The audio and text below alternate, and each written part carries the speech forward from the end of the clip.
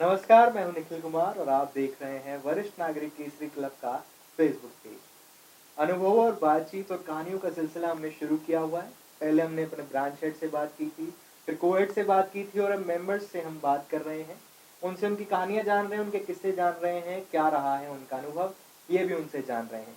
इसी कड़ी में आज हमारे साथ खास मेहमान हैं पंजाबी बाग ब्रांच से ही करुणा जी। उनसे हम जानेंगे उनकी पूरी अभी तक की कहानी कि कैसा रहा है उनका सफ़र और उनके किस्से कहानियाँ। मैम, स्वागत है आपका वीएनकेसी में। थैंक यू, शुक्रिया। मैम, पहला सवाल मेरा यही रहेगा कि शुरुआत कैसे हुई थी इस सफ़र की वीएनकेसी के साथ? नमस्कार सबको, मेरा नाम करुणा गोयल है। मैं पंजाबी बाग ब्रांच की को-हेड हूँ। आपने पूछा कि शुरुआत कैसे हुई थी। आज मैं 62 इयर्स की हूँ। मेरा सफ़र 17 साल पहले ही शुरू हो गया था। मुझे ऐसा लगता था कि अब मैं थोड़ी सी अपनी ज़िम्मेवारियों से निफराम हो गई हूँ, तो कुछ ऐसा काम करूँ जो मेरा एक वीक में 2-3 घंटे में किसी की खुशी के लिए कुछ कर पाऊँ। मुझे पता लगा किरण जी ने ये एक छोटा सा सफ़र शुरू किया है। मैं जैसे तैसे मैं प्रीतमपुरा में ही रहती हूँ, राजधानी एन्क्लेव में। मैं बहुत जल्दी से रिक्शा किया, यहाँ पहुँच गई। देखा तो 6-7 लोग बैठे हुए थे। किरण जी ने मुझे दूर से देखा कि ये कोई नई सी लेडी है। मैंने पता किया कि किरण मैम से मिलना है। उन्होंने मुझे बुलाया और बोला कि आप जुड़ना चाहती हैं तो जुड़ें।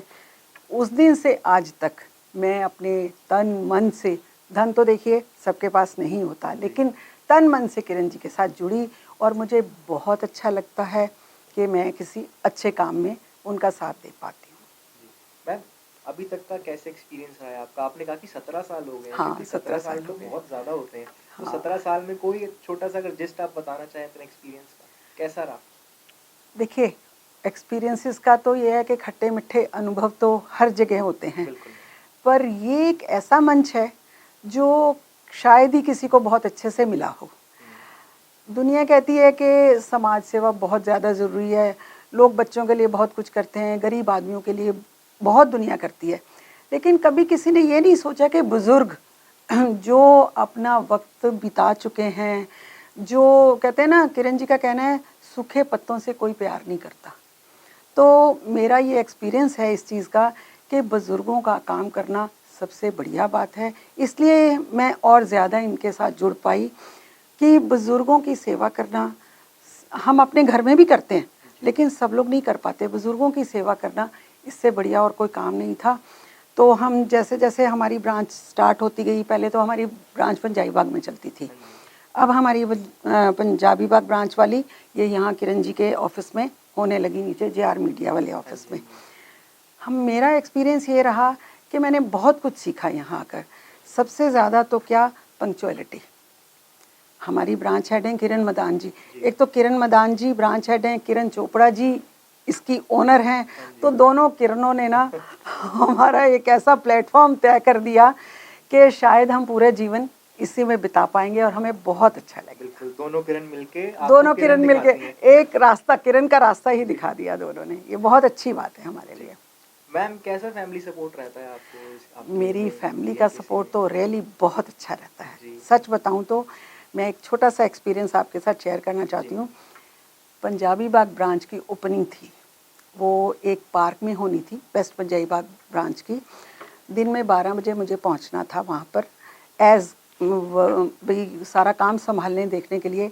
मेरा बेटा पहले दिन रात को वैष्णो देवी जा रहा था, लुधियाना में उसका एक्सीडेंट हो गया वॉल्वो बस से, और वो सुबह 7 बजे वापस आ गया। अब मैं इतनी परेशान, इतना एक्सीडेंट नहीं हुआ था कि वो चल फिर नहीं पाए, थोड़ा बहुत। मैं क्या करूं, मुझे समझ नहीं आई कि बेटे को ऐसे छोड़ के जाऊं और वहाँ भी जाना ज़रूरी है। मेरे हस्बैंड की सपोर्ट, मैं उस दिन आपको बताती हूँ, मेरे हस्बैंड ने कहा तुम किसी को कुछ मत कहो, तुम अपना, मैं इसको संभालूंगा घर में। मेरी बिटिया की शादी हो चुकी थी, उसको फ़ोन किया, मम्मी आप अपनी ब्रांच का काम देखो, मैं यहाँ पे भैया के पास आ रही हूँ, अभी किसी को कुछ मत कहो, और पापा और मैं भाई को संभाल लेंगे, आप रात को आके फिर भाई को संभालना।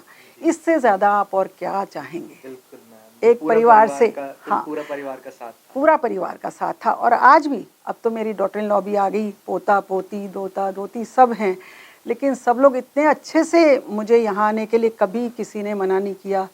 और हस्बैंड भी कहते हैं पहले पंजाब केसरी का काम देखो, क्योंकि सबको पता है, एक तो ये कि कहीं ऐसी जगह नहीं जा रहे हम देखिए, बीइंग अ बनिया फैमिली, बहुत लोगों ने कहा भी करुणा कहाँ जाती हो तुम, फैमिली में सब तरह की दुनिया होती है ना। लेकिन मैं फिर ये जवाब देने लगी कि जब मेरे हस्बैंड को कोई प्रॉब्लम नहीं है और मुझे अपने मन से कोई प्रॉब्लम नहीं है, पूरा फैमिली का सपोर्ट है, तो कोई कुछ भी कहे, फिर मैंने सोचना बंद कर दिया। लेकिन लोगों को जब ये पता लगा कि रियली एक बहुत अच्छा काम है, लोग जुड़ रहे हैं। अच्छा, शुरू में मेरी मदर-इन-लॉ को लगता था ये तो आए बुधवार चली जाती है। फिर मैंने क्यों ये करना चाहा, मेरी मदर-इन-लॉ, मेरी दोनों जिठानियों ने सारी ज़िंदगी कभी घर से बाहर पैर नहीं रखा था, बस सत्संग में जाना और केवल जाना और वापस आ जाना। मुझे वो कुछ ऐसा मन में बहुत अपील नहीं करता था। मुझे लगा कि अम्मा जी सारी ज़िंदगी ऐसे ही है, उन्होंने बताया, क्या मेरी भी लाइफ ऐसी रहेगी? मुझे कुछ ऐसा करना है ताकि आगे आने वाले टाइम में मैं भी कुछ नया आयाम पा सकूं। तब से एक जज्बा था मन में और किरण जी का साथ मिला, इतना अच्छा प्लेटफॉर्म था, तो मैं इससे जुड़ती चली गई। मैम बहुत इंटरेस्टिंग स्टोरी थी आपकी ये, क्योंकि देखो जो अगर मानता है, हाँ, मन मानता है, हाँ, तभी आप रियली अच्छे से कर सकते हो। पहले मन को मनाए, खुद को मनाए, उसके बाद परिवार अपने आप मान जाएगा, अगर आप मान चुके हैं तो। परिवार का सपोर्ट पूरा चाहिए। बिल्कुल। और बीइंग मतलब सुबह सुबह हमें लगता है 11 बज गए, जल्दी जल्दी, मैं घर का काम भी पूरा करती हूँ। ऐसा नहीं है कि घर का काम छोड़ के हस्बैंड घर में है और बच्चे घर में हैं, जल्दी जल्दी काम, जैसे मशीन लग जाती ना 11 बजे, अरे हमारी तो ब्रांच का टाइम है, हमें जाना है। एक दिन ब्रांच का ही नहीं रहता, पूरा वीक ऑलमोस्ट। अच्छा, ब्रांच में मेरा जो मेनली काम है, हम 2 फ्रेंड्स हैं, साथ में मेरी को हेड है रूबी खुराना, वो आज आ नहीं पाई हैं। हम दोनों का काम खाने पीने का रहता है कि क्या मैनेज करना है, क्या इस बार खिलाना है, छोटा मोटा हम लोग थोड़ी थोड़ी रिफ़्रेशमेंट ज़रूर देते हैं। 2-3 दिन तो हमारे उसी में निकल जाते हैं रियली। फिर ये दिमाग में रहता है कि नहीं दीदी, हम ब्रांच हेड जो है किरण मदान, उनको हम दीदी कहते हैं, दीदी अब क्या करना है, अभी आज इसने आना है, उसने नहीं आना, मतलब ऐसे कहते हो ना, एक चक्री सी चलती रहती है दिमाग में और उसी में ही वक्त निकल जाता है। एक वेडनेसडे गया, फिर हाँ, अगले वेडनेसडे के लिए हाँ, इंतजार। फिर कुछ दिनों में कोई ना कोई फंक्शन आ जाता है, उसको ऑर्गेनाइज करने में निकल जाते हैं हमारा टाइम, तो हमें लाइफ का ना पता नहीं लग रहा। अच्छा, बीमार भी, एक बार मेरे पैर में फ्रैक्चर हो गया, मुझे लगा ही नहीं कि कुछ ऐसी प्रॉब्लम है। आना था तो आना था, बहुत ज़्यादा प्रॉब्लम होती है तो आदमी टिकता ही है, ऐसी बात नहीं है, पर मतलब यू फील लाइक के आपका बड़ा अच्छा टाइम चल रहा है। मैम आपने ना अपना कैरेक्टर बहुत अच्छा बताया है, थोड़ा सा बिजी बताया है, जो कि आप रहना भी चाहते हैं। हाँ, हाँ, हाँ। तो फिर एक्टिविटीज में आप फिर जब वेडनेसडे ब्रांच लगती है तो फिर क्या शेड्यूल रहता है पूरी ब्रांच का उस दिन का, क्या एक्टिविटीज उस दिन होती है? सबसे पहले आते ही एक योगा के लोग हैं कुछ, वो योगा 10-15 मिनट का योगा होता है। उसके बाद हमारी किरण मदान जी आ जाती हैं, वो स्टार्ट करती हैं, कोई ना कोई भजन होते हैं। अच्छा, कुछ ना कुछ प्रोग्राम की तैयारी में ही लगे रहते हैं, वो गाने बना के लाती हैं। हमारी ब्रांच को किरण चोपड़ा जी ने ये नाम दे रखा है म्यूज़िकल ब्रांच, क्योंकि वो किरण मदान जी खुद ही म्यूज़िक की एक बहुत बड़ी मास्टर हैं, वो सब बच्चों को सिखाती हैं। फिर उसके बाद कभी कभी अंताक्षरी का प्रोग्राम भी रखते हैं, कभी कभी हम किसी सेलिब्रिटी मींस जैसे कोई अच्छे डॉक्टर हो गए, कोई अच्छे ये कहते हैं एडवोकेट्स हो गए, उनके स्पीचेस भी रखते हैं। जैसे हमारे यहाँ ये ब्रह्म कुमारी है ना, उनके एक मिस्टर भाटिया थे, वो कई बार आते थे अपना लेक्चर देने के लिए। अच्छा, कई बार किसी डॉक्टर को भी हम बुला लेते हैं, इस तरह करके ये एक्टिविटीज़। फिर आपस में कई बार गेम्स भी खिला लेते हैं। एक आध बार हमारी ब्रांच में अमृतवाणी का पाठ भी, रूबी हमारी अमृतवाणी बहुत अच्छी करती हैं, वो भी हम करा देते हैं। फिर कभी कभी हमारी ब्रांच में ऐसे होता है, कुछ मेंबर्स को हम बिठाते हैं स्टेज पे, आप लोग स्टेज पे बैठो, आप ब्रांच हेड्स हो, को ब्रांच हेड्स हो और हम आपके मेंबर हैं, वो हमारा बहुत अच्छा जेस्चर रहता है। इस तरह करके हमारी ब्रांच की एक्टिविटीज़ चलती रहती है। बीएनकेसी हमारा बाकी एनजीओ से किस तरह से अलग है? क्योंकि एनजीओ तो काफी सारे हैं, एनजीओ तो बहुत हैं, एनजीओ की तो हमने तो इसी एनजीओ से अलग एक क्लब की तरह रखा है। हाँ, राइट। तो अलग कैसा है, यूएसपी क्या है जो आप अपनी तरफ से बताना चाहते हो, आपका परसेप्शन? ये कुछ डिफरेंट ही चीज़ है। ये एनजीओ तो एनजीओ क्या होते हैं, ये काम कर लिया, पैसे दे दिए, वहाँ चले गए, वहाँ बांटा है, दैट इज़ ऑल। उसमें किसी को आप खुशी नहीं देते, बस केवल खाना पीना देते हो, या देते होंगे खुशी भी, पर वो एनजीओज़ बच्चों के लिए हैं या गरीब आदमियों के लिए हैं। गरीब आदमी तो आजकल हर कोई गरीब है, कोई मन से गरीब है, कोई धन से गरीब है। गरीब तो ऑलमोस्ट बिल्कुल मैम, शायद बिल्कुल। मेरी ये हाँ जी, हाँ जी, परसेप्शन हाँ है जी, जी। कि गरीब तो हर कोई है, कोई मन से, कोई धन से, कोई सेहत से।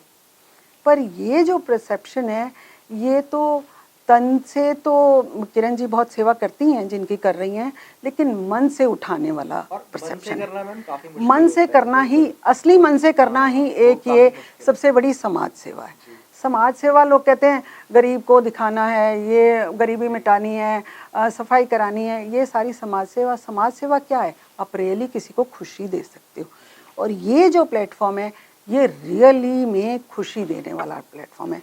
आप मैंने मतलब 17 साल में अपने ब्रांच के लोगों का जो ड्रेस सेंस है वो काफ़ी चेंज देखा है। उनके जो आइडियाज़ हैं, उनका वो टाइम पास है, वो बहुत चेंज है।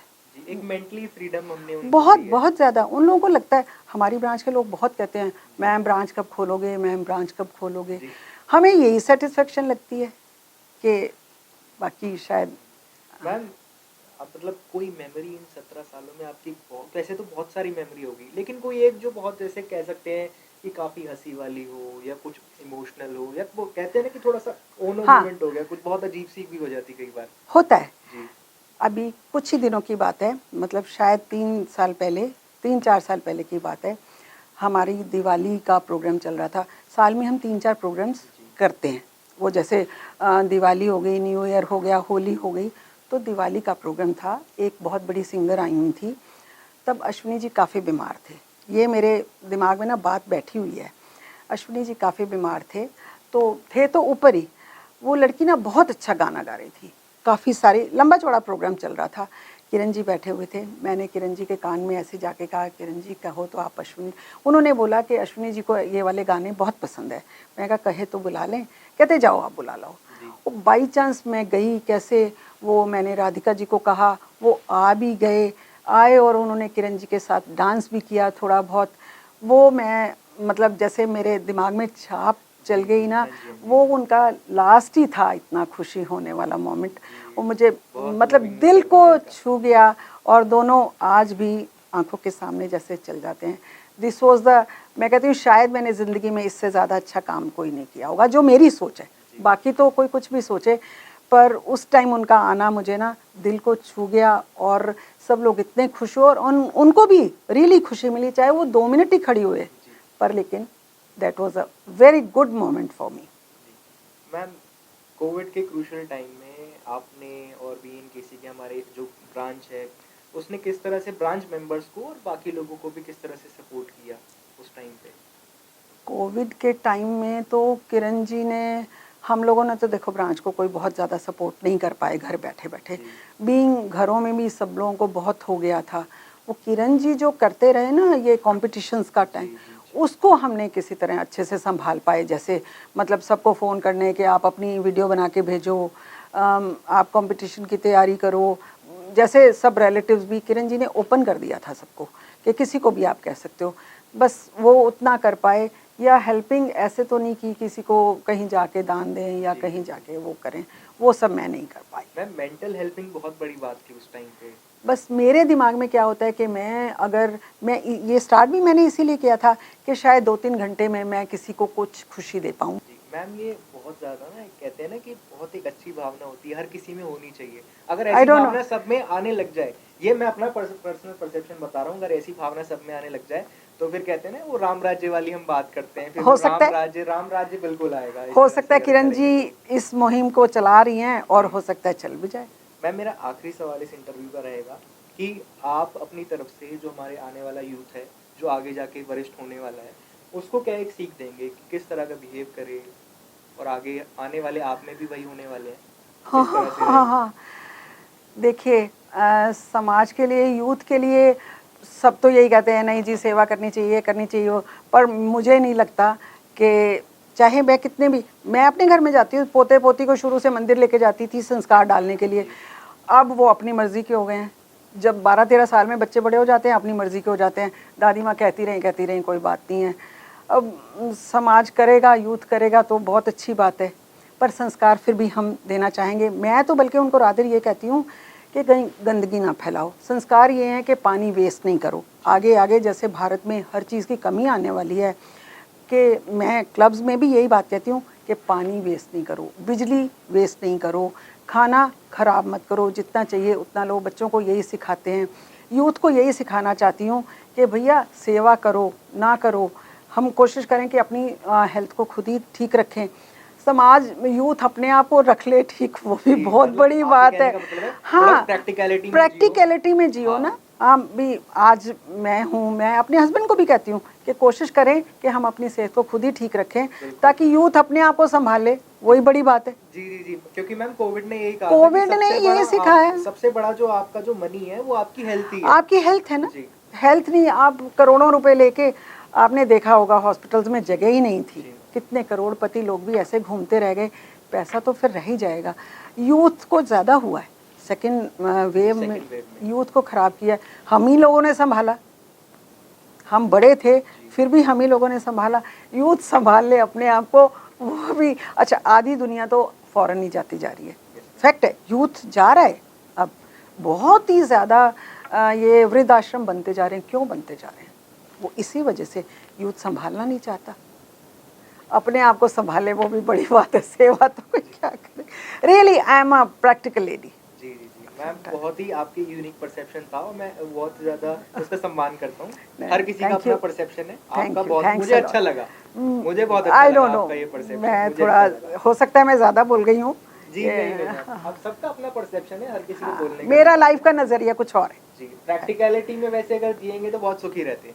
Really I don't expect, practicality में बहुत मतलब कोशिश। और ये किरण जी ने सिखाया, पहले मेरे अंदर मैं थी, लेकिन जब से यहाँ जुड़ गए तब से मैं की जगह हम आ गए, और वो यहीं से जुड़ के आई है।